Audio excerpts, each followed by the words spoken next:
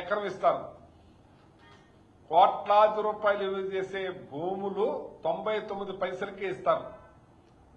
కానీ అక్కడ మీరు 10,000 ఉద్యోగాలు ఎన్నో వస్తాయంటారు. అవి వస్తాయో అయినప్పుడు. కానీ ఇక్కడ ఈ వ్యవస్థ వల్ల 20,000 కుటుంబాలు అంటే దగ్గర 10,000 మంది ఎండియూ బళ్ళు వాళ్ళు ఉంటే వాళ్ళకి అసిస్టెంట్ గా ఇంకో 10,000 మంది దగ్గర 20,000 కుటుంబాలు దీని మీద బతుకుతా ఉన్నాయి. మీరు ఆల్రెడీ ఏదైతే వాలంటరీ వ్యవస్థ ఉందో ఆ వాలంటరీ వ్యవస్థని కొనసాగిస్తాం, 5,000 కాదు 10,000 అని చెప్పారు. వాళ్ళకి మాయ మాటలు చెప్పారు. ఇంకా ఒక అడుగు ముందుకేసి డ్రామానాయుడు ఆ పాలకొల్లు మీకు కంటిన్యూ అవుతుంది, మీ వాలంటీర్ని తీసుకుంటున్నాం మేము, మరి కంటిన్యూ అయినాక మన ఇంటికి కాజా పూతరేకలు తీసుకుని వచ్చేసేయండి, మన ఇంటికి వచ్చేసేయాలి మీరు కాజా పూతరేకలు తీసుకుని అని చెప్పి అక్కడ చెప్పాడు అతను.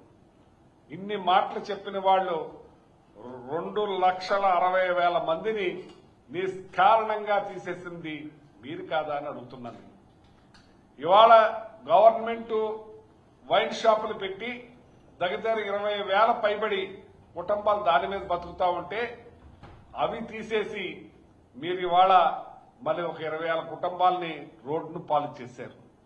ఇవాళ నిన్న కేబినెట్ లో నిర్ణయం తీసుకుని ఏం చేశారయ్యా అంటే దగ్గర 10,000 కుటుంబాలు ప్లస్ 9,600 దగ్గర 20,000 కుటుంబాలని మీరు రోడ్డు పాలు చేయించున్నారని చెప్పి ఈ సందర్భంగా అడుగుతున్నాను.